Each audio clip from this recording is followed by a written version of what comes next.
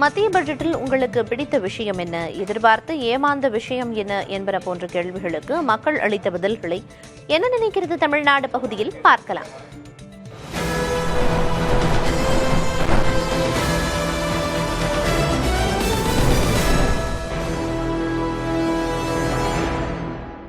மத்திய நிதியமைச்சர் நிர்மலா சீதாராமன் அறிவித்த பட்ஜெட்டில் தமிழ்நாட்டுக்கு சொல்லக்கூடிய எந்த ஒரு திட்டமும் உருப்படியான திட்டம் இல்லை. ஏமாற்றக்கூடிய பட்ஜெட், தமிழ்நாட்டை தொடர்ந்து வஞ்சிக்கிற ஒரு பட்ஜெட்டாக தான் மத்திய அமைச்சர் நிர்மலா சீதாராமனுடைய பட்ஜெட் இருக்குது. இந்த மருந்து உற்பத்தி, ஜவுளித்துறை மற்றும் விளையாட்டு உபகரணங்கள் மேம்படுத்துகிறோம்னு சொல்லியிருக்காங்க. இதெல்லாம் நமக்கு மிக வரவேற்கத்தக்க ஒரு கோரிக்கை. தமிழ்நாட்டில் இருக்க மகளிர்களுக்கு வந்து நிறையா விடுதிகள் அமைச்சு கொடுத்தது பிடிச்சமான விஷயம். பிடிக்காத விஷயம் ஏமாந்து போன விஷயம் தங்கத்தை பற்றி எதுவுமே பேசாதது. கேன்சர் போன்ற மருந்துகளுக்கு வரி விலக்கு அளிச்சிருக்காங்க. சென்னைக்கு அதிவிரைவு ரயில், புல்லட் ரயில் ஏற்படுறதா சொல்லியிருக்காங்க. அதாவது இது அனைவருக்குமான நல்ல ஒரு பட்ஜெட் தான். மீன்பிடி தொழிலை ஊக்கப்படுத்த போகிறதா சொல்லியிருக்கிறாங்க. அதுவும் ஒரு நல்ல விஷயம். தங்க நகை, வெள்ளி நகையோட விலை குறையறதுக்கு பட்ஜெட்ல அறிவிப்பாங்கன்னு நாங்கள் எதிர்பார்த்தோம். இது எங்களுக்கு ஏமாற்றமா இருக்கு. விவசாயிகளுக்கு மிகப்பெரிய ஏமாற்றத்தை கொடுத்திருக்கிறது. குறிப்பாக தமிழ்நாடு விவசாயிகளுக்கு மிகப்பெரிய ஏமாற்றத்தை கொடுத்திருக்கிறது. திருவள்ளுவருக்கு ஒதுக்கப்பட்ட 10,000 நிதி நமது பகுதிகளான கோவை, திருப்பூர், ஒசூர் போன்ற பகுதிகளுக்கு வளர்ச்சியடைய மிகப்பெரிய விவசாயிகளுக்கும் நிறைய திட்டங்கள் கொடுத்துருக்காங்க. பொதுவான விஷயங்கள் பார்த்தாக்கா எல்லாத்துக்கும் ஓரளவுக்கு கலந்து இந்த பட்ஜெட் ஏற்றுக்கொள்ளக்கூடியதாக தான் இருக்குது. தங்க விலையெல்லாம் கட்டுக்குள்ளே கொண்டு வராங்கன்னு எல்லாம் எதிர்பார்த்தாங்க, அது நடக்கலை.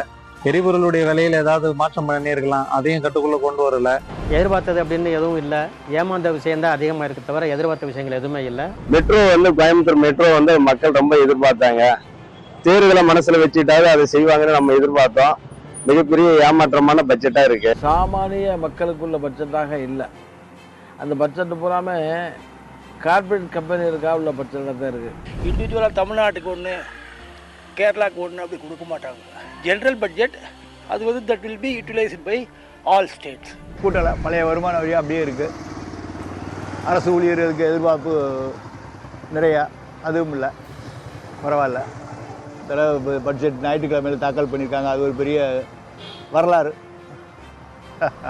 மெஜாரிட்டியாக ஒரு தமிழக மக்களுக்கு அந்த தமிழ்நாட்டுக்கான ஒரு பட்ஜெட் இல்லை அப்படின்றது தான் என்னுடைய கருத்தாக இருக்குது. ஆதிச்சநல்லூர், லோத்தல் போன்ற 15 தொழில் துறை இதில் கலாச்சார மையங்களை மேம்படுத்துவோம்னு மத்திய அரசு பட்ஜெட் தாக்கல் பண்ணது பிடிச்ச விஷயமா தெரிகிறது. மதுரை எய்ம்ஸுக்கு நிதி ஒதுக்குவார்கள் என்று எதிர்பார்த்தோம். மேலும் கோவை மெட்ரோ ரயில் திட்டத்துக்கு ஒப்புதல் தருவார்கள் என்று எதிர்பார்த்தோம். ஆனால் இது ரெண்டுமே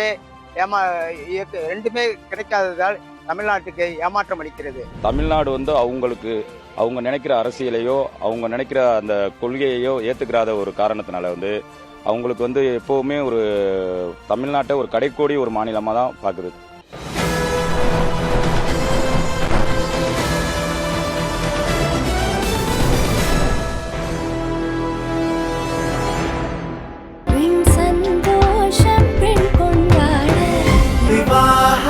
மணப்பெண்ணின் பிரத்யேகமான திருமணம் விவாஹா தி சென்னை சில்க்ஸ்.